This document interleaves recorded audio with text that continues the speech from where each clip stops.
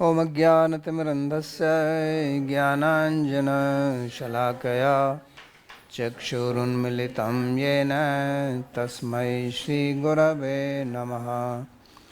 वन्देऽहं श्रीगुरोः श्रीयुतपदकमलं श्रीगुरून् वैष्णवांश्च श्रीरूपं साग्रजातं सहगणरघुनाथान्वितं तं सजीवं साद्वैतं सावधूतं परिजनसहितं श्रीकृष्णचैतन्यदेवं श्रीराधाकृष्णपादान् सहगणललिता श्रीविशाखान्वितांश्च। हे कृष्णा करुणा सिंधो दीनबन्धो जगत्पते गोपेश गोपिका कान्त राधा कान्त नमोस्तुते। तप्त कांचन गौरांगी राधे वृंदावनेश्वरी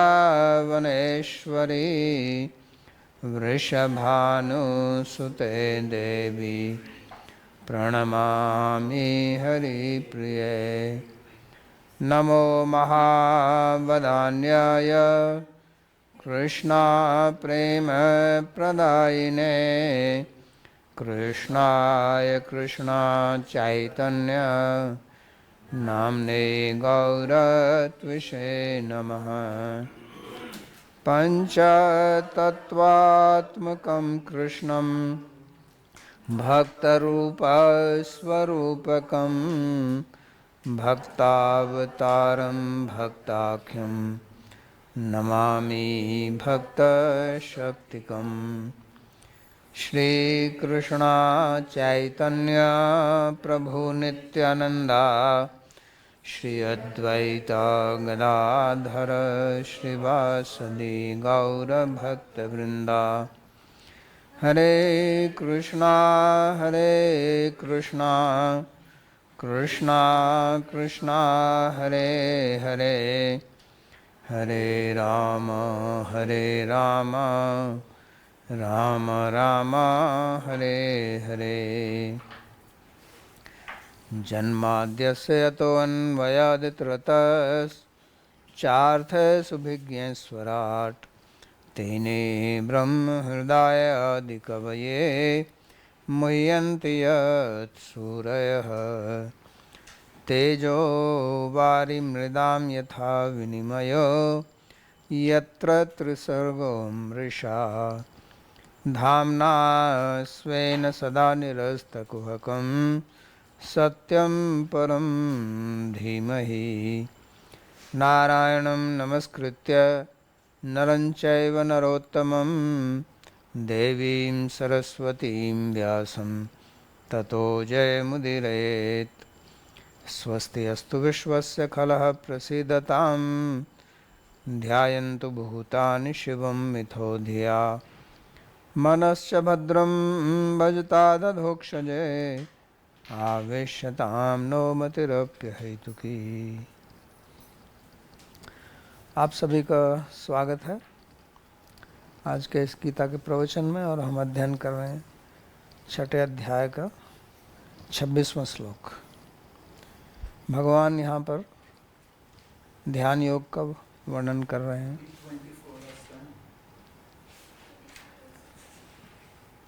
25 also। तो पिछले श्लोक में उन्होंने बताया था कि किस प्रकार से मन को धीरे धीरे अपने नियंत्रण में लाना चाहिए, क्योंकि आध्यात्मिक मार्ग चाहे कोई भी हो, चाहे वो ज्ञान योग है, ध्यान योग है, भक्ति योग है, उसमें मन का ही महत्वपूर्ण भाग है, रोल है। क्योंकि जो भी आप करते हैं वो मन से ही करते हैं पहले, उसके बाद में शरीर पर प्रकट होता है या बाहर प्रकट होता है। तो इसलिए उस मन को नियंत्रण में रखना परम आवश्यक है। और उसकी विधि एक ही है जो यहाँ पर बता रहे हैं भगवान के, आपको धीरे धीरे उसको जहाँ भी जाता है वो उसको वापस लाना और आत्मा में लगाना। क्योंकि आध्यात्मिक का मतलब ये होता है आत्मनिधिकृत अधिकृत्य वर्तते इति आत्मा। आध्यात्मिक मतलब जो आत्मा को विषय करके जो चीज़ की जाती है उसको अध्यात्म बोलते हैं। तो परमात्मा भी आत्मा है, परमात्मा, और अपनी आत्मा भी। और जो संसार की वस्तुओं से जो व्यवहार किया जाता है उसको भौतिक बोलते हैं। तो उसको ग्रहण करने के लिए हमको अपनी वृत्तियों को नियंत्रण में रखना है। तो उसी के लिए भगवान आगे वाला श्लोक बोलते हैं 26वां, जिसमें वो कहते हैं कि यतो यतो निश्चरति मनश्चंचलम अस्थिरम ततस्ततो नियम्य एतद् आत्मन्येव वशम नयेत। चंचल एवं अस्थिर मन जहाँ भी भटकता हो उसे वहाँ से हटाकर केवल स्वयं के वश में लाना चाहिए। तो बहुत महत्वपूर्ण और प्रायोगिक श्लोक है ये, क्योंकि बता रहे हैं हमारे मन की स्थिति कैसी है। तो मन को लिए उन्होंने कहा कि मन जो है हमारा वो चंचल है। चंचल शब्द जो है वो चल धातु से बनता है, यंग प्रत्यय लगाकर, जो कुटिल गति अर्थ में कि टेढ़ा मेढ़ा जो चलता है उसको बोलते हैं चंचल। एक तो एक आप सीधा चलें, और एक जो इधर उधर भागता है उसी को बोलते हैं चंचल। तो हमारा मन भी चंचल है, और चंचल होने के कारण अस्थिर है, स्थिर नहीं रहता है एक चीज़ पर। तो उसको किस प्रकार से अपने नियंत्रण में लाना है, तो उसी के लिए कहते हैं कि उसको नियम में लाके और आत्मा में अपने वश में करना पड़ेगा आपको। तो ये चंचल का अर्थ होता है भटकना। जैसे कोई कभी कभी आप रास्ता भूल जाते हैं, किसी जंगल में जाएं और अपना रास्ता भूल जाएं, तो फिर आप भटक गए, क्योंकि आपको पता नहीं है कि किधर जाना है और कैसे आप अपने गंतव्य स्थान पर पहुंचेंगे। तो उसी प्रकार से हमारा मन भी अभी उसी प्रकार भटका हुआ है। इसकी कोई दिशा नहीं है निर्दिष्ट के कहाँ चलना है, और विषयों में ये भटक जाता है। ये संसार भी विषयों का एक प्रकार से जंगल है, वन है, और उसमें हमारा मन भटका हुआ है। तो ऐसी स्थिति में हम अपने गंतव्य स्थान पर नहीं पहुंच सकते हैं। तो ये मन की बड़ी विचित्र स्थिति है। क्यों विचित्र स्थिति है? क्योंकि ये स्वभाव से ही इसको चंचल बताया इन्होंने, भगवान ने। और इसको फिर कहते हैं कि इसको स्थिर कीजिए। तो जो चीज़ स्वभाव से ही चंचल है उसको स्थिर कैसे करेंगे? तो उसका स्वभाव ही है। और इसका ये स्वभाव क्यों है ऐसे? वास्तव में अगर हम सांख्य की दृष्टि से देखें तो हमारा मन जो है वो सात्विक अहंकार से बना हुआ है। सांख्य जो बताता है कि प्रकृति से महत्त्व, महत्त्व से अहंकार, और अहंकार से फिर तीन चीज़ें आती हैं। सात्विक अहंकार से मन और इंद्रियों के देवता, राजसिक अहंकार से बुद्धि और 10 इंद्रियां, 5 कर्मेंद्रियां, 5 ज्ञानेंद्रियां, और तामसिक अहंकार से 5 तन्मात्राएं और उनसे 5 महाभूत। तो इस प्रकार से ये संसार का प्रकटन होता है विषयों का यहाँ पर। क्योंकि संसार में हमारी इंद्रियां हैं और इंद्रियों के विषय हैं, और उन इंद्रियों के विषयों को जानने के लिए मन होना आवश्यक है। तो तीनों की आवश्यकता, और सबके ऊपर फिर अहंकार बैठा हुआ है। तो अगर हमें अपने, तो मन सात्विक होने से तो वास्तव में स्थिर होना चाहिए, क्योंकि सत्व का गुण है स्थिर रहना, शांत रहना और प्रकाश देना, हल्का होना, ये सत्व के गुण हैं। सत्वात् संजायते ज्ञानम, सत्व से ज्ञान होता है। लेकिन यहाँ पर भगवान कहते हैं कि मन है चंचल, और चंचलता गुण है रजस का। तो सत्व ज्ञानम रजस कर्म, सत्व से ज्ञान आता है, रज से कर्म होता है। जो भी क्रिया होती है, चाहे वो मानसिक क्रिया हो, चाहे भौतिक क्रिया हो, चाहे इंद्रियों की क्रियाएं हो, जितनी भी क्रियाएं होती हैं वो सब रजोगुण से होती हैं। तो मन सात्विक अहंकार से पैदा होने पर भी ये शांत क्यों नहीं रहता है? क्योंकि इसका जो कार्य है वो है इंद्रियों से ज्ञान प्राप्त करना। हमारी 5 इंद्रियां हैं और एक मन है, और हम 5 ज्ञानेंद्रियों से विभिन्न प्रकार के अनुभव प्राप्त करते हैं। तो इसलिए इसको प्रत्येक इंद्रिय के साथ में जुड़ना पड़े। जैसा हमने पहले भी कहा था कि जब तक इंद्रिय के साथ में मन नहीं होगा तब तक हमको उस विषय का ज्ञान प्राप्त नहीं हो सकता। और मन जो है वो हमारा बहुत छोटा है, अणु परिमाण का है।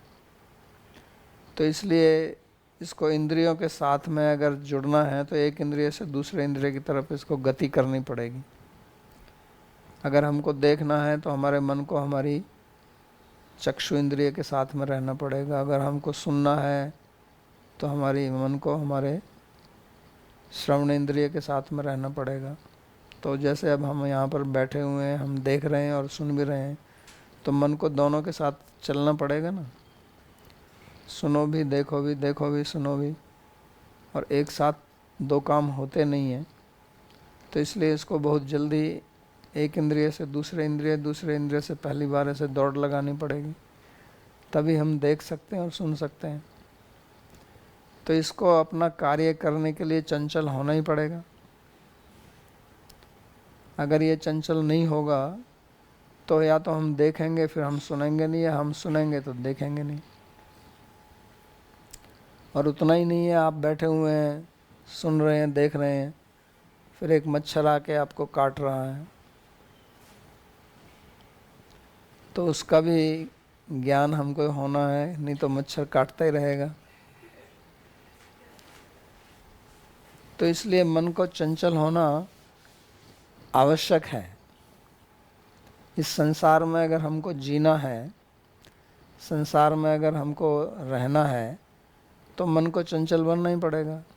अगर मन जो है केवल एक इंद्रिय के साथ में ही बैठ जाए या इंद्रियों से अलग निरपेक्ष हो जाए तो फिर हम संसार में कोई भी व्यवहार नहीं कर सकते हैं, क्योंकि ये संभव ही नहीं होगा फिर व्यवहार करना। तो ये बड़ी समस्या है कि मन को संसार में व्यवहार करने के लिए चंचल होना पड़ेगा। और अगर हमको भगवान का या आत्मा का ज्ञान प्राप्त करना है तो इसको स्थिर होना पड़ेगा। जैसे यहाँ कह रहे हैं कि यतो निश्चरति मनश्चंचलम अस्थिरम ततस्ततो नियम में एतद आत्मन्येव वशम नयेत। तो वहाँ से इसके खींच के लाओ, क्योंकि अगर हमको आत्मा का ज्ञान प्राप्त करना है तो बाहर की जितनी भी वृत्तियाँ हैं उनको सबको रोकना पड़ेगा, उनको विरोध करना पड़ेगा, निरोध करना पड़ेगा। तो ये बड़ा कठिन काम है, क्योंकि ज़्यादातर तो हम व्यवहार ही करते हैं। बचपन से ही हम संसार में व्यवहार करते आ रहे हैं, बैठ के हमने समाधि तो कभी लगाई नहीं है। तो इसलिए मन को आदत ही हो या चंचल होने की, मन को ये ध्यान ही नहीं है कि ये शांत भी हो सकता है।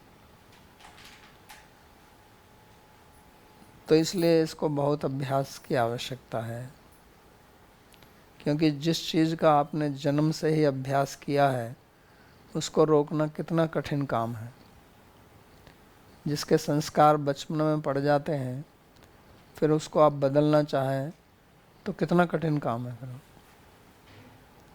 आपको कोई दुखदपूर्ण घटना घट जाए बचपन में, उसका अनुभव हो, तो ज़िंदगी भर वो आपको परेशान करती रहती है। और ये तो हम रोज़ करते ही आ रहे हैं। वो तो एक दुखद घटना हो जाए आपके साथ में, वो ज़िंदगी भर आपको परेशान करती है, उसकी स्मृति आती रहती है। और ये मन का उपयोग तो हम बचपन से पूरा जीवन ही हमने किया है इसको, चंचलता का। तो उस चंचल मन को शांत करना कितना कठिन होगा, उसके लिए कितना अभ्यास की आवश्यकता होगी।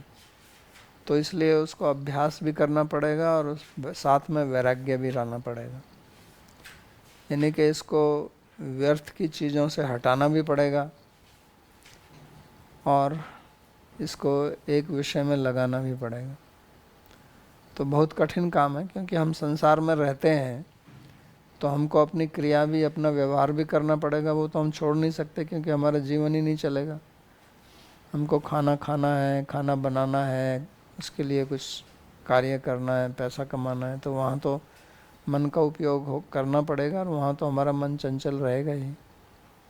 लेकिन फिर आपको बैठ कर जप करना है, ध्यान लगाना है, लीला स्मरण करना है, तो वहाँ पर मन फिर आपका इधर उधर भागेगा,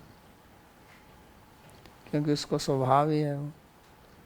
तो इसलिए कहते हैं कि जहाँ जहाँ भी जाए उसका अभ्यास करो। यतो निश्चरति, तो यतो माने जहाँ जहाँ भी या जिस जिस विषय में भी वो जाता है तो उसको वापस लाना है वहाँ से। और वापस कैसे लाएंगे, वापस लाने के लिए क्या विधि अपनानी पड़ेगी? तो उसके लिए आपको अपनी बुद्धि का उपयोग करना पड़ेगा। अगर आप बुद्धि का उपयोग नहीं करोगे तो मन को आप नियंत्रण में नहीं कर सकते हैं, ये संभव ही नहीं है। और बुद्धि का उपयोग हम बहुत कम करते हैं। हमारा उपयोग जो है वो मन से ही मन का ही ज़्यादा होता है। बुद्धि का उपयोग करने में हम अपनी ऊर्जा नहीं लगाते हैं, उसका हमको अभ्यास नहीं है। हमको अभ्यास है केवल अपनी इंद्रियों और मन का उपयोग करने का। अपनी बुद्धि का उपयोग करने का अभ्यास हमको बहुत कम है। जैसे बचपन में हम सुनते रहते थे अपने माँ बाप से, कहते थे ध्यान से बैठ के पढ़ाई करो, कहते ना ऐसे सब माँ बाप कहते हैं ध्यान लगा के पढ़ाई करो, लेकिन कोई बताता नहीं है कि ध्यान कैसे लगाया जाता। ये सब बोलते हैं कि ध्यान से काम करो, ध्यान लगा के काम करो, लेकिन वो ध्यान कैसे लगाया जाता है वो कोई नहीं बताता है। जो ये आपको बता रहे हैं कि ध्यान से काम करो, उनको भी नहीं पता कि ध्यान से कैसे काम किया जाता है, वो स्वयं भी नहीं करते। तो वो ध्यान से कैसे काम किया जाता है वो यहाँ पर बता रहे हैं भगवान। यतो निश्चरति मनश्चंचलम अस्थिरम। तो केवल उपदेश देने से काम नहीं चलता है, वो बताना भी तो है कि उस उपदेश को क्रियात्मक कैसे किया जाएगा। तो उसका अभ्यास करना पड़ता है। तो वो अपनी बुद्धि की जागरूकता से आपको काम करना है। तो उसके लिए आपको सीखना पड़ेगा, बैठ के थोड़ा अभ्यास करना पड़ेगा कि मन को किस प्रकार से। तो अभी हम जब भी काम करते हैं तो हम मन के साथ में अपना तादात्म्य बना के चलते हैं। और जब आपका मन के साथ में तादात्म्य हो जाता है तो मन को शक्ति मिलती है उससे, और फिर मन आपका भागता है पूरी शक्ति के साथ। तो अगर उसको रोकना है तो अपने आप को मन से हटाना पड़ेगा। तो जैसे आप कार चलाते हैं ना, तो कार में क्या है, एक ब्रेक होता है, एक एक्सीलेटर होता है, और गियर बदलने के लिए क्लच रहता है अगर गियर वाली गाड़ी है तो आपको जिस पैर से आप एक्सीलेट करते हैं कार को, उसी पैर से आप ब्रेक भी लगाते हैं। ऐसा नहीं है कि एक पैर से आप एक्सीलेट करें, उसकी गति बढ़ाएं और एक से ब्रेक लगाएं। ऐसे तो नहीं चलती ना कार, एक ही पैर से चलाते हैं दोनों को। तो इसी प्रकार से जब आप अपने आप को तादात्म्य कर लेते हैं मन के साथ में, तो मन को गति मिलती है। एक्सीलरेटर पे पैर दबा दिया आपने, और जब वहाँ से हटा लिया, उसको अलग हो गए, तो ब्रेक लग गया, फिर एक्सेलरेट नहीं करता हूँ। क्योंकि कार में अगर आपको चलाना है तो आपका पैर एक्सीलेटर पर होगा, उसको स्पीड देंगे तभी चलेगी ना, उसको हटा देंगे। अब आजकल तो सब ऑटोमेटिक हो गई हैं, स्मार्ट कार आ गई हैं, वो वाला बात अलग है, पुराने ज़माने की जो बताता हूँ। तो अगर पैर हटा देंगे तो फिर वो धीरे धीरे रुक जाएगी। तो इसी प्रकार से अगर आप अपने आप को उससे हटा लेंगे, मन के साथ में तादाद में नहीं करेंगे, तो फिर धीरे धीरे जो है, जो पिछले श्लोक में कहा था शनै शनै उपरमयत, धीरे धीरे आप उसको उपराम में लाइए। तो क्योंकि अभी उसकी गति है, तो गति चलते चलते वो थोड़ी फिर धीमी हो जाएगी, रुकेगी वो।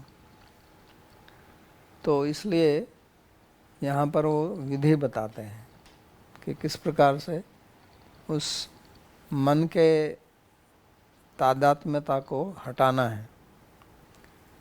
और जब तक वो तादात्म्य बना रहेगा तब तक मन जो है वो दौड़ता रहेगा। तो ये अभ्यास हमको करना पड़ेगा, और उस अभ्यास को करने के लिए हमको विभिन्न प्रकार की जो वृत्तियां हैं उनको समझना होगा। तो हमारा मन जो है वो योग दर्शन के अनुसार 4 स्थिति में जाता है। उनको बोलते हैं लय, विक्षेप, कषाय और रसास्वाद। सो लय और विक्षेप का सबको अनुभव है। लय का मतलब होता है एकदम निद्रा की स्थिति में चले जाना, दिमाग में कुछ नहीं, नींद आ जाना, इसको बोलते हैं लय हो जाना।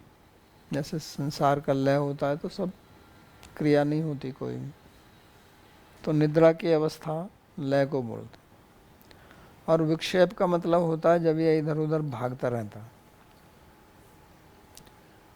तो जब हमारा मन में तमस बढ़ जाता है, तामसिक गुण की वृद्धि होती है, तो उस समय लय हो जाता है, नींद आती है।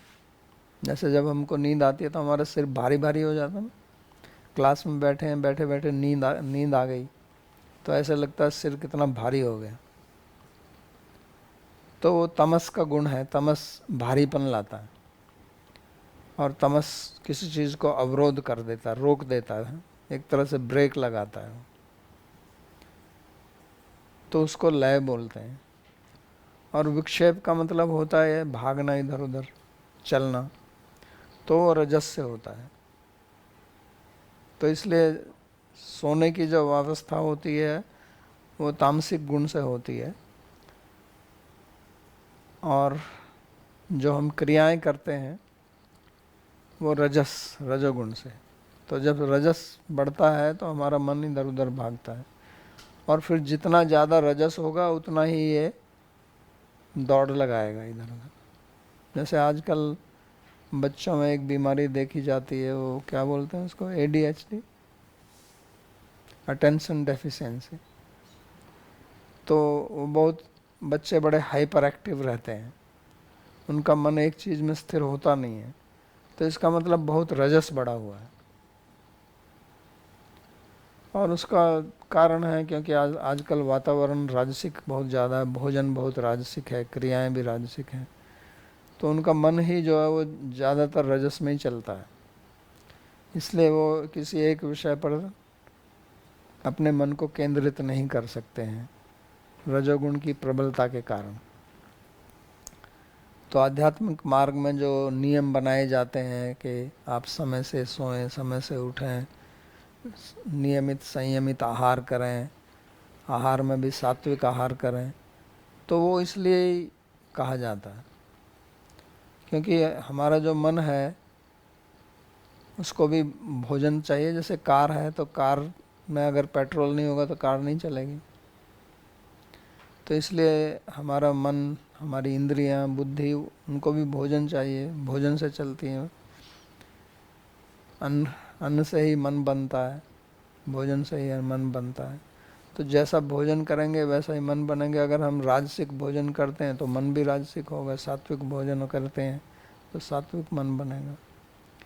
तो ये जो नियमावली भोजन के बारे में बताई जाती है वो इसलिए बताई जाती है, नहीं तो लोग पूछते रहते हैं कि हम गाजर क्यों नहीं खाते हैं, ये क्यों नहीं खाते हैं, वो क्यों नहीं खाते हैं। तो उसका मूल कारण यही है कि जो हमारे ऋषि या हमारे आचार्यगण हैं, भगवान हैं, तो उनको पता है कि कौन सा भोजन, कौन सा द्रव्य पदार्थ किस गुण को वृद्धि करता है और किस गुण को क्षय करता है। तो इसलिए उन्होंने इस प्रकार के नियम बनाए। और क्योंकि भोजन हम रोज़ ही करते हैं, दिन में 2-3 बार करते हैं, तो इसका बहुत महत्व है हमारे आध्यात्मिक मार्ग पर। तो भगवान पहले ही कह चुके हैं ये बात, युक्ताहार विहार से युक्त चेष्टस्य कर्म से युक्त स्वप्न अवबोध से योगो भवति दुखा। तो इस बात के लिए सूक्ष्म में बहुत संक्षेप में पहले ही कह दिया उन्होंने, तो कि युक्त आहार कीजिए, सात्विक आहार, और वो भी सीमित मात्रा में। तो उसका बहुत असर पड़ता है हमारे ऊपर। और फिर लय और विक्षेप के अलावा एक होता कषाय। कषाय का मतलब है कि आपको न तो नींद आ रही है, ना आपका मन इधर उधर भाग रहा है, लेकिन फिर भी कुछ करने का मन नहीं कर रहा। मन एक प्रकार से, वो भी एक तामस की स्थिति है।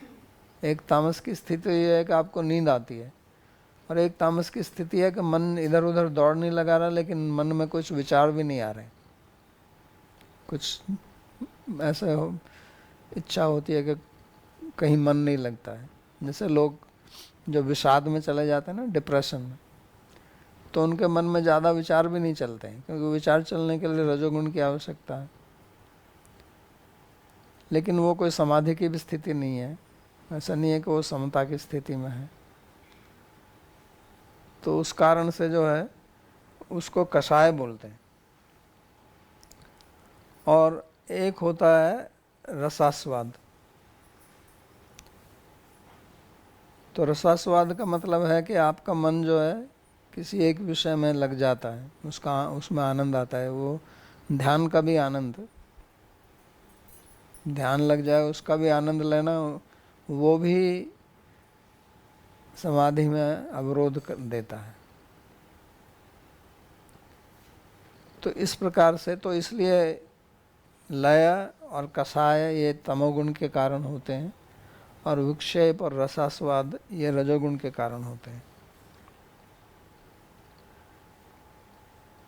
तो हमारी जो 5 प्रकार की वृत्तियां हैं जिनका वर्णन योग सूत्र में किया है, प्रमाण, विपर्य, विकल्प, निद्रा और स्मृति, हमारी जितनी भी वृत्तियां बनती हैं वो 5 प्रकार की वृत्तियां बनती हैं। एक प्रमाण वृत्ति, जो वस्तु है जैसी है वैसा उसको समझना। एक विपर्य है, किसी चीज़ को गलत समझ लेना। एक विकल्प, इमेजिनेशन, केवल दिवा स्वप्न सोचता है, उसके कोई वस्तु भी नहीं है। और एक निद्रा, सोना। और एक स्मृति, किसी चीज़ का स्मरण करना। तो इनमें निद्रा जो है वो तमस के कारण होती है, और बाकी रजस के कारण। स्मृति में अगर सही चीज़ को सही स्मृति आ रही है तो वो सत्व के कारण है। प्रमाण में भी सत्व के कारण ज्ञान होता है, सही ज्ञान होता है। बाकी तो रजस के कारण चलते हैं। तो इन वृत्तियों में क्या होता है कि इनके 2 रूप हैं, एक कामात्मक, एक भोगात्मक। तो एक तो केवल मन में विचार ही आता है, उससे भी तो मन अब हमारा भटकता है ना। और एक, जब हम इंद्रियां हमारी विषय में घूमती हैं, भटकती हैं, उनका आस्वादन करते हैं, तो या तो हमारा मन किसी विषय का चिंतन करता है, तो वो तो आंतरिक है, उसको कामात्मक बोलते हैं। या हमारा मन जो है वो किसी इंद्रिय के साथ भोग में लिप्त है,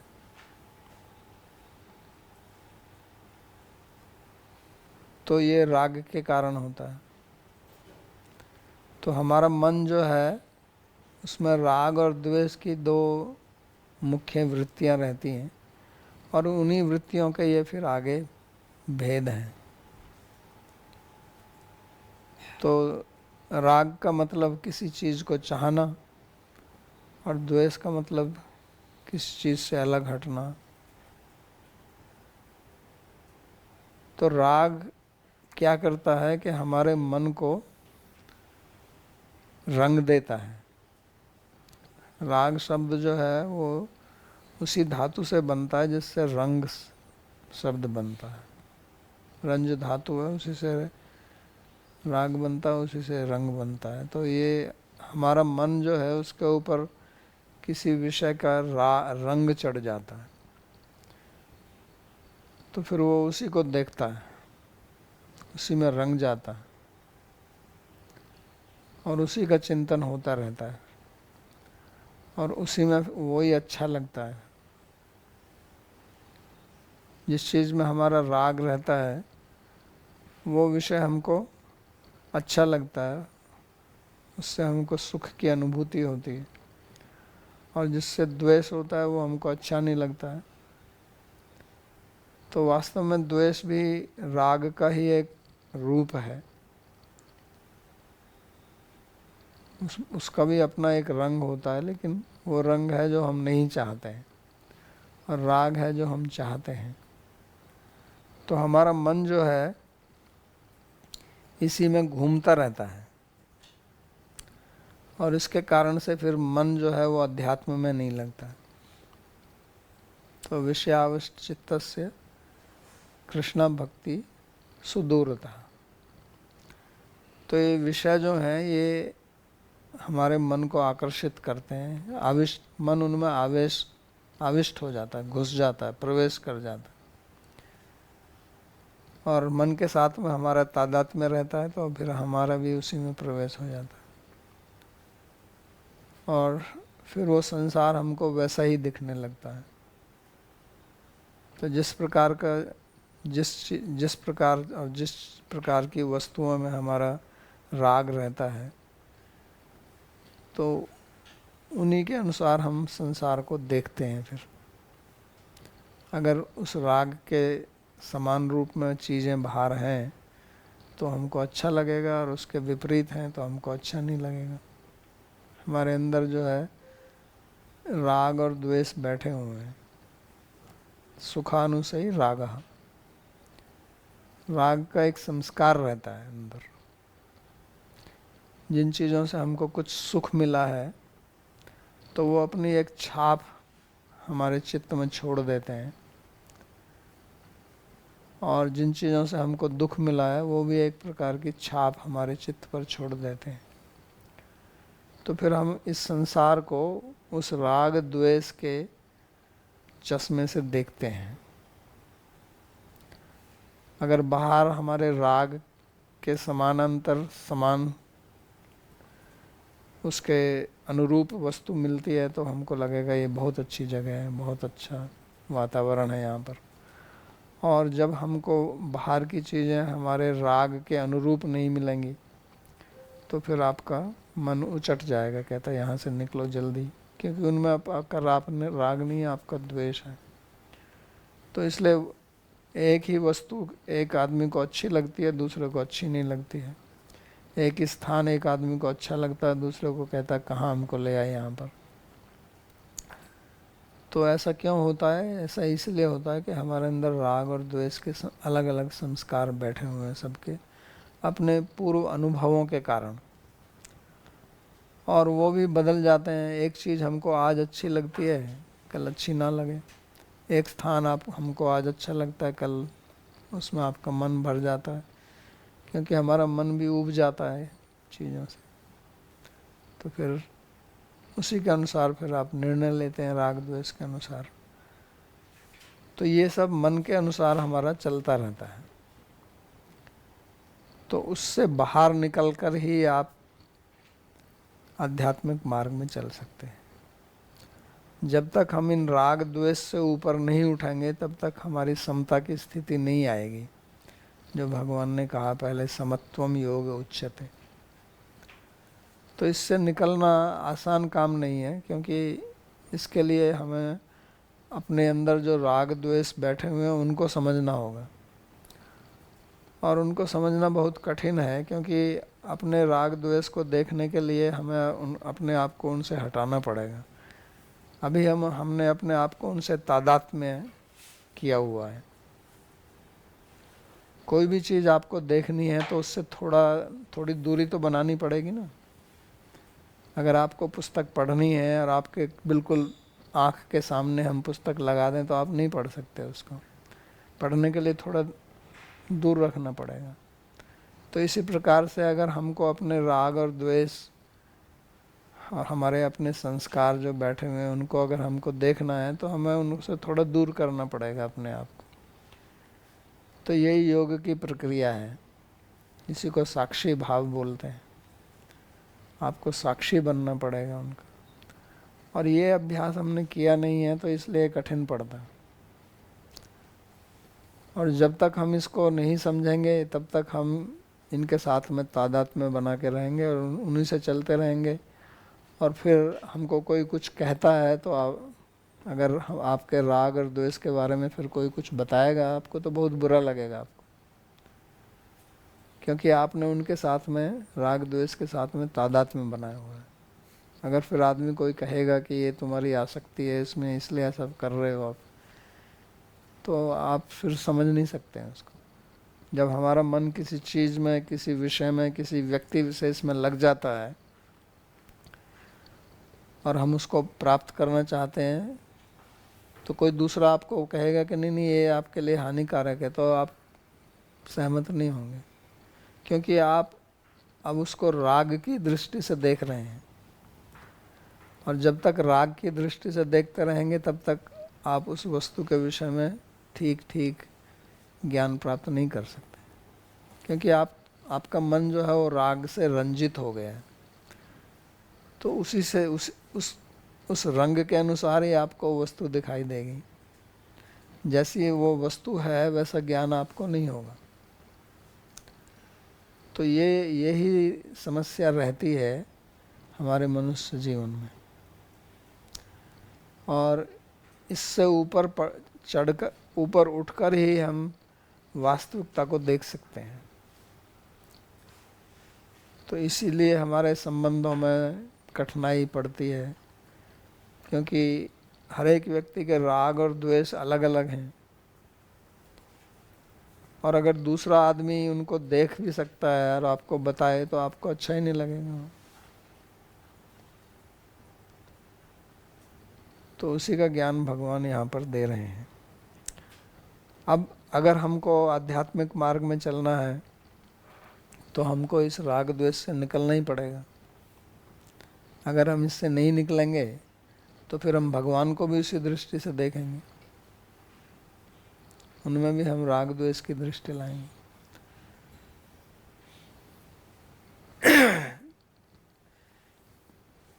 किसी चीज़ को समझना है, अपनी इंद्रियों से हमको ज्ञान प्राप्त करना है, तो हमारी इंद्रियों को उस वस्तु के साथ में तादात्म्य करना पड़ता है। ये नियम है। जैसे आपको एक गिलास में पानी है, उसका अगर आपको तापमान मापना है थर्मामीटर डाल के, तो आप उसमें थर्मामीटर डालेंगे तो थर्मामीटर को जल का जो तापमान है उस तापमान के स्तर तक पहले गर्म होना पड़ेगा, थर्मामीटर में जो मरकरी है, और तभी आपको पता चलेगा ये कितना गर्म है। तो इसी प्रकार हम इस संसार की विषयों को अगर हमको समझना है तो उनके साथ में हम तादात्म्य करते हैं। और संसार की वस्तुएं जो है वो हमेशा बदल रही हैं। प्रकृति हमेशा बदलती रहती है।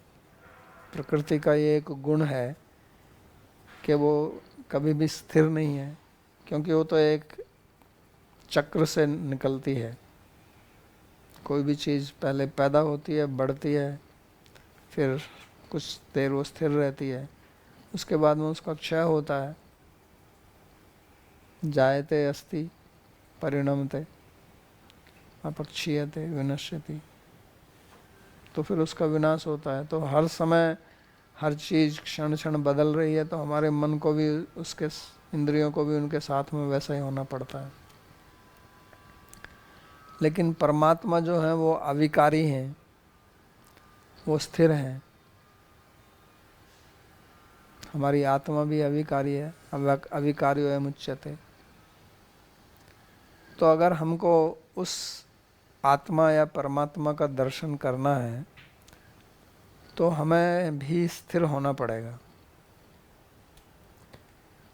उदाहरण के लिए आप ऐसा सोचिए कि मानो एक दीवार है और उस पर किसी चीज़ को हम आरोपित करते हैं, प्रोजेक्ट करते हैं, वो कुछ लिखा हुआ है लेकिन वो ऐसे ऐसे चल रहा है। तो अगर वो ऐसे ऐसे चल रहा है तो हमको भी अपनी दृष्टि को उसके साथ में चलाना पड़ेगा, तभी हम उसको पढ़ सकते हैं। अगर हम अपनी दृष्टि एक ही जगह रखेंगे तो उसको हम पढ़ नहीं सकते, क्योंकि वो तो स्थिर है नहीं। अगर कुछ स्थिर है तो हमको अपनी दृष्टि स्थिर बनानी पड़ेगी उसको पढ़ने के लिए, और अगर कुछ चीज़ चंचल और अस्थिर है तो उसको पढ़ने के लिए हमको अपनी दृष्टि भी चंचल और अस्थिर बनानी पड़ेगी, क्योंकि उसके साथ में तादात्म्य बनाना पड़ेगा। स्थिर है तो हमको भी स्थिर होना पड़ेगा, अस्थिर है तो हमको भी अस्थिर होना पड़ेगा। तो इसलिए हमारा मन जो है, जिस मन का हम उपयोग इस संसार को समझने के लिए करते हैं, उसी मन का उपयोग हमको भगवान को समझने के लिए करना है। लेकिन दोनों के गुण धर्म अलग हैं। प्रकृति में विकार पैदा होते हैं, प्रकृति में परिणाम आते रहते हैं, और भगवान जो है वो अपरिणामी हैं, अविकारी हैं। तो प्रकृति को जानने के लिए हमारी मन को चंचल होना पड़ेगा, और भगवान को समझने के लिए उसको स्थिर होना पड़ेगा। तो ये बड़ी समस्या है। इसलिए आध्यात्मिक मार्ग में चलना कठिन काम है, आसान नहीं है, क्योंकि हमारा जितना भी अभ्यास है वो प्रकृति का साथ तादात्म्य करने का, मन को चंचल रखने का ही है। हालांकि प्रकृति को भी ठीक से समझने के लिए वहाँ भी कुछ स्थिरता तो आवश्यक है, क्योंकि जो जिनका मन चंचल रहता है वो प्रकृति को भी नहीं समझ सकते, क्योंकि प्रकृति भी उतनी गति के साथ तो परिणाम नहीं हो रहा है ना, उसमें भी कुछ स्थिरता तो है, लेकिन फिर भी वो बदलती रहती है। भगवान में, परमात्मा में, उसमें तो कोई भी परिणाम होता ही नहीं है, तो वहाँ तो एकदम स्थिर बनाना पड़ेगा। तो इसलिए भगवान यहाँ गीता में कहते हैं कि यतो यतो निश्चरति मनश्चंचलम अस्थिरम ततो ततो नियम्य एतत् आत्मन्येव वशम नयेत। तो इसको जहाँ जहाँ भी मन जाता है वहाँ वहाँ से इसको वापस लाना होगा, और वापस लाने के लिए आपको इससे अलग देखना होगा अपने आप को। क्योंकि अगर आत्मा के साथ में आपने तादात्म्य बना लिया, उसके साथ में अगर आपने मित्रता कर ली, तो फिर तो आप उसको वापस नहीं ला सकते ना। मित्र के साथ तो चलेंगे ही आप। फिर अगर आपका मन आपका सखा बन गया तो उसके साथ में खेलते रहेंगे आप। तो इसलिए अगर उसको नियंत्रण में रखना है तो उससे अलग हटना पड़ेगा, और नियंत्रण में रखने के लिए उसको आप खुली छूट नहीं दे सकते हैं। जैसे अगर आपका कोई नौकर है, अगर उसको आप एकदम खुली छूट दे दें तो कुछ समय बाद में जो है वो ही आपका मालिक बन जाएगा। फिर आपकी बात नहीं सुनेगा वो, क्योंकि उसका अभ्यास हो जाएगा, अरे ये तो कुछ कहता ही नहीं है, मैं कुछ भी करूं ये कुछ कहता नहीं है। तो फिर वो स्वतंत्र हो जाएगा। फिर आपकी बात, फिर एक अचानक आप उसको नियंत्रण में करना चाहें तो वो विरोध करेगा, सुनेगा नहीं आपकी बात। तो मन वास्तव में हमारा नौकर है, क्योंकि हमारा यंत्र है, लेकिन हमने उसको अभी खुली छूट दे रखी है, तो अब अगर उसको नियंत्रण करना चाहो तो वो विरोध करता। इसलिए भगवान ने कहा ना पहले, आत्मैव आत्मनो बंधु आत्मैव रिपुरात्मन, कि हमारा मन ही हमारा शत्रु है, हमारा मन ही हमारा मित्र है। तो शत्रु क्यों है? क्योंकि हमने इसको खुली छूट दे रखी है, इस पर हमने कभी नियंत्रण किया नहीं। तो ये अपनी बुद्धि से, अपने मन से जहाँ जाए वहाँ चलता रहता है। तो उसको नियमित करने में इसलिए समय लगेगा। जैसे हमारे हाथ हैं, हमारे पैर हैं, तो वो भी हमारी इंद्रियां हैं, मन भी हमारी इंद्रिय है। तो इंद्रियां हमारे नियंत्रण में रहेंगी तभी हम उनका उपयोग कर सकते हैं। जैसे आप पेन से लिखते हैं, तो पेन भी अब आपका एक इंस्ट्रूमेंट है, इंद्रिय भी हमारा इंस्ट्रूमेंट है, हमारी करण है। तो वो हमारे नियंत्रण में रहता तभी तो हम लिखते हैं। अगर ये पेन अपने मन से इधर उधर चलने लगे तो कैसे लिखेंगे आप? उसी प्रकार हमारे पैर हैं, हमारे नियंत्रण में रहते हैं, जहाँ जाना चाहते हैं हम उनसे चले जाते हैं, कहीं रुकना चाहते हैं तो वो रुक जाते हैं। तो वास्तव में हमारा मन भी ऐसे ही होना चाहिए हमारे नियंत्रण में। लेकिन अभी हम मन के नियंत्रण में हैं। मानो आपके पैर जो हैं वो मन की तरह जब जाए अपनी इच्छा से कहीं चलने लगें तो आप पागल हो जाएंगे, क्योंकि आप बैठ के काम करना चाहते हैं, मन आपके चला के कहीं आपको ले जाएंगे। आप कहीं जाना चाहते हो, कहेंगे कि नहीं मैं तो नहीं जाता।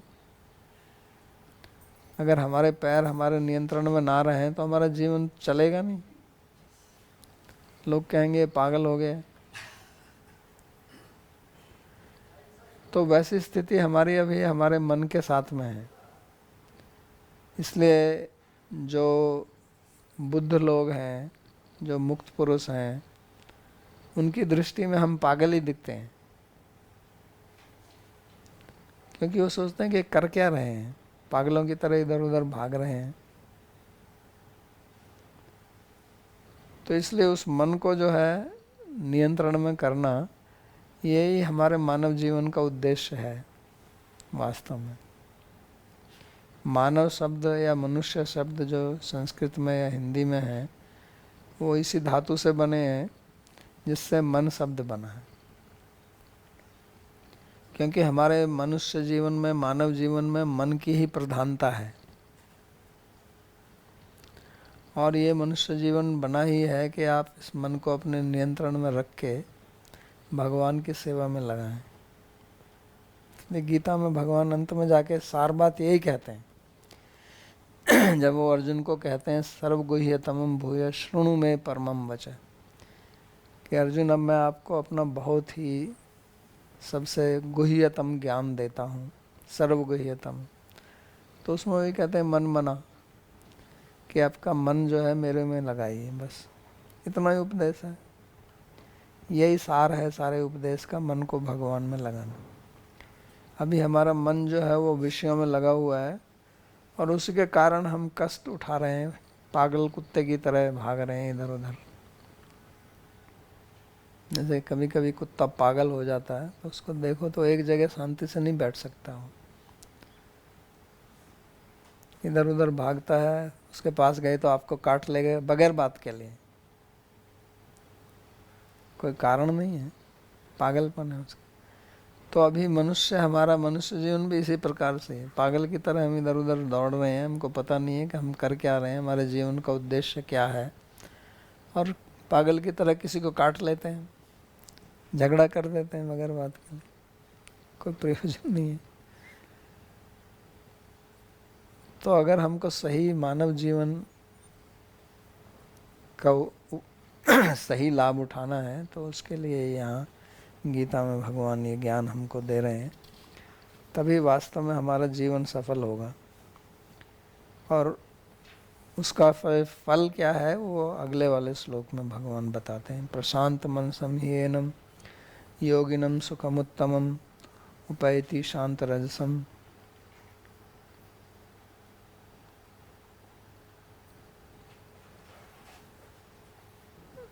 कहाँ गया? प्रशांत मनसम ह्येनम योगिनम सुखमुत्तमम उपैति शांत रजसम ब्रह्मभूतम अकल्मषम। जिसका मन शांत है, जो निष्पाप है, जिसकी रजोगुणात्मक वृत्तियां शांत हो चुकी हैं और जो ब्रह्म में स्थित है, विशेष रूप से उस योगी को परम आनंद की प्राप्ति होती है। तो यहाँ भगवान बता रहे हैं आनंद प्राप्त करने का फार्मूला। हम सब लोग क्या चाहते हैं? सुख ही चाहते हैं ना, और हम सुख के पीछे दौड़ लगा रहे हैं और सुख हमको मिलता नहीं है। इस श्लोक में भगवान कहते हैं कि सुख आपके पास में आएगा। ये बड़ी मज़ेदार बात भगवान कहते हैं। आम आदमी सुख के पीछे दौड़ रहा है और यहाँ भगवान कहते हैं कि सुख आपके पीछे दौड़ेगा। इस श्लोक में अगर आप देखें तो सुख जो है वो कर्ता है और मनुष्य जो योगी है वो कर्म है। तो कहते हैं कि सुखम योगिनम उपैति, सुख जो है वो योगी के पास आएगा चलकर। सुख के लिए आपको कहीं जाना नहीं है, सुख आपके पास आएगा।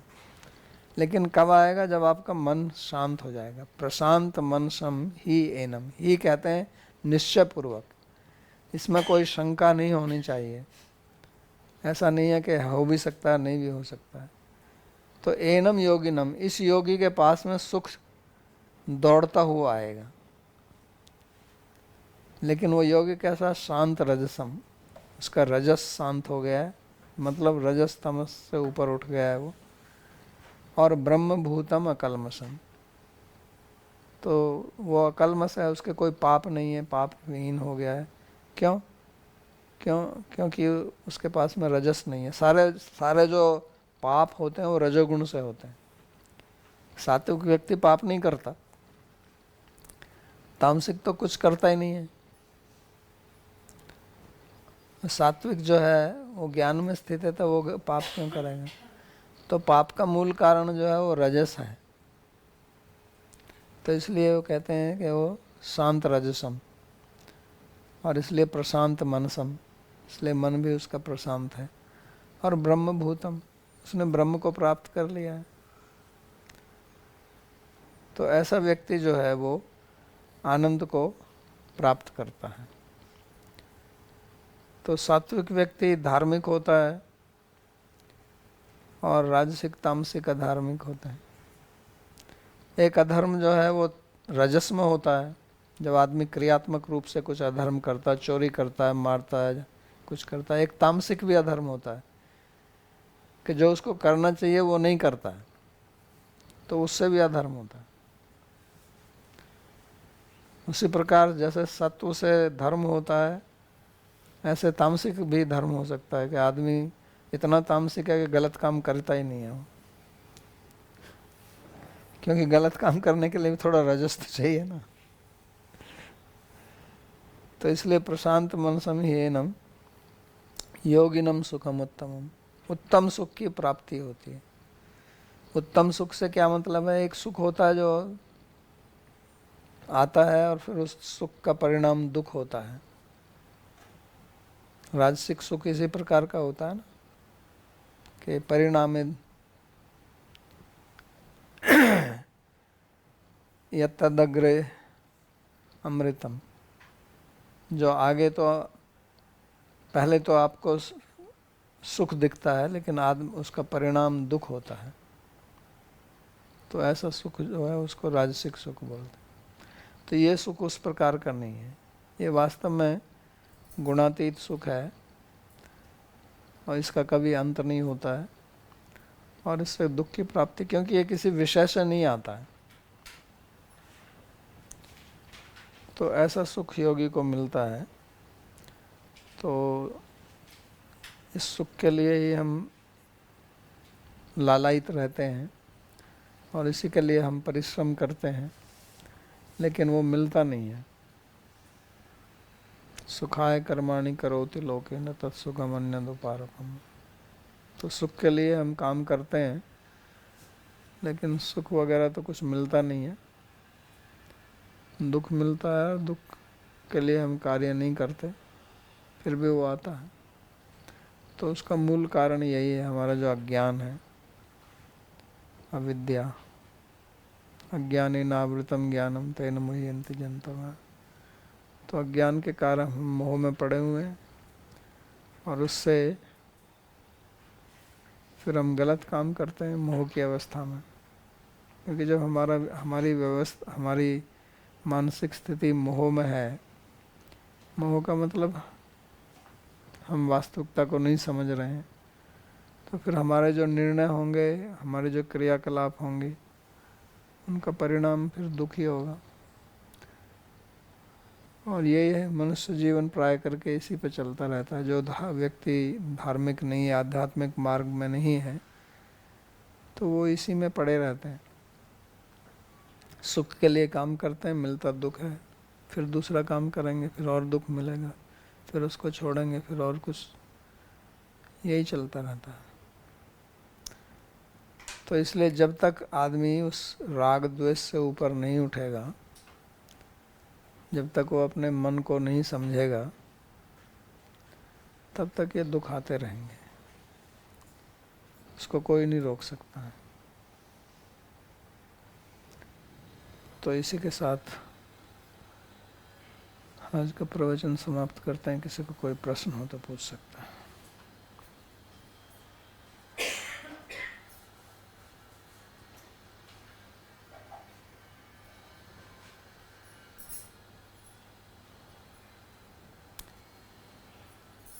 पुरुषोत्तम प्रभु, मेरा ये प्रश्न है कि अपने सांख्य के विषय में बताया कि बुद्धि रजस गुण की है और मन सत्व गुण का है, और अपने कारण भी बताया कि मन क्यों चंचल है, क्योंकि उसका कार्य है इसीलिए वो चंचल। तो फिर बुद्धि जो वो भी रजस गुण की है, तो वो फिर मन को कैसे नियंत्रण करेगी, क्योंकि उसका स्वभाव ही रजस गुण है बुद्धि का। तो नियंत्रण, वो रजस गुण होते हुए भी कैसे वो सत्व गुण में कार्य करेगी? नहीं, नियंत्रण करना तो राजसिक ही है ना। जो सात्विक आदमी है वो थोड़े नियंत्रण करना चाहता है, वो तो शांति चाहता है, वो तो अलग बैठना चाहता है। जब लोग मैनेजर बनते हैं, राजा बनते हैं, वो तो राजसिक ही होते हैं ना। सात्विक आदमी तो युधिष्ठिर महाराज कहता था ना, मेरे को नहीं चाहिए राजा। दुर्योधन लड़ाई कर रहा था, मेरे को राज्य चाहिए। तो राजसिक से होगा, कुछ रजस होगा तभी तो नियंत्रित करोगे आप। उसमें फिर सात्विक भी प्रधान होगा बुद्धि में, फिर इसलिए वो दोनों से मिलकर तो नियंत्रण करेगा। और किसे नियंत्रण करेगा? नहीं, रजस से नियंत्रण करेगा ना, वही मैं बता रहा हूँ ना। सिर्फ रजस से नियंत्रण करता है? हाँ, लेकिन बुद्धि के और भी गुण है ना, उसमें विवेक होता है। बुद्धि से विवेक आता है, बुद्धि से चेतना आती है, और बुद्धि से नियंत्रण। तो चेतनता, विवेक का मतलब ये समझना क्या गलत है क्या ठीक है, ये बुद्धि से आता है। तो मन का जो तादात्म्य है वो इंद्रिय के साथ है कि विषय के साथ है, कि दोनों के साथ है? बाहर के जो विषय हैं उनसे तो इंद्रियों के साथ ही होता है तादात्म्य। और एक मैंने कहा ना, एक कामात्मक होता है, एक भोगात्मक। तो जो कामना करता है, विषय इच्छा करता है, उनके बारे में विचार करता है, वो केवल अंदर ही होता है।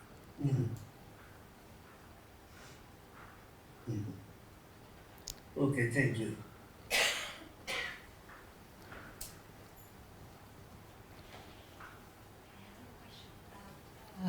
Last week class is about verse 25. We said that our mind shouldn't be in raga or dvesha about anything. You said what? About uparamed. So you explained that we shouldn't have raga or dvesha for anything. My question is, as a disciple, I feel I have some dvesha about people who wants to be bad to you or to Guru. Is it normal? And if not, how can I improve myself so that I don't have this feeling inside of me? Or how does Guru see the situation? No, dvesa is it normal? Nor depends what you call as normal. The standard of normality is different for different people. But we should not be having raga and dvesha. That does not mean that we do not know what is right or wrong. Gita में यही सिखा रहे हैं भगवान कि कैसे समता की स्थिति में रह के कार्य करना।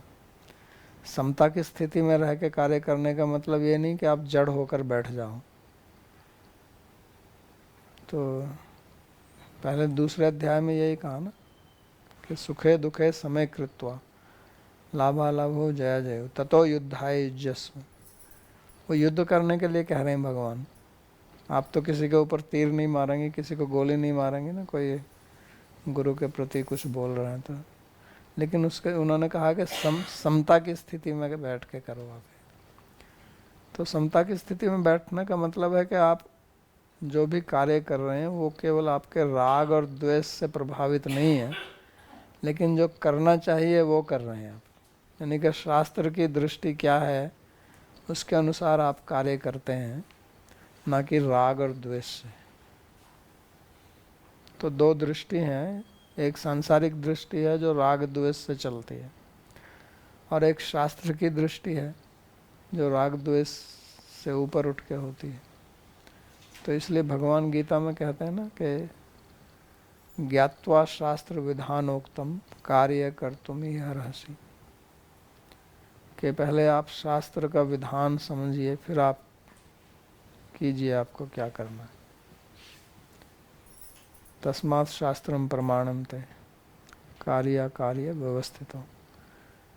कार्य के मतलब ये मेरा करणीय है, मेरे को ये करना चाहिए, अकार्य ये करना नहीं चाहिए, ये शास्त्र बताता है हमको। लेकिन उसमें भी आपको अपना राग द्वेष नहीं घुसेड़ना है। शास्त्र कहता है ऐसा करना चाहिए तो उसको आप बगैर राग के भी कर सकते हैं और राग के साथ भी कर सकते हैं, द्वेष के साथ भी कर सकते हैं, बगैर द्वेष के भी कर सकते हैं। वहाँ भी तो आपका राग द्वेष आ सकता है ना,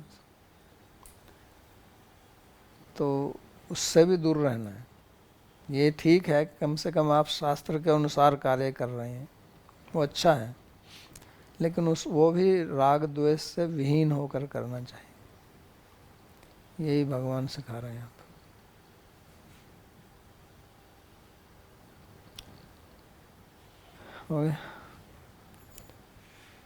ठीक है,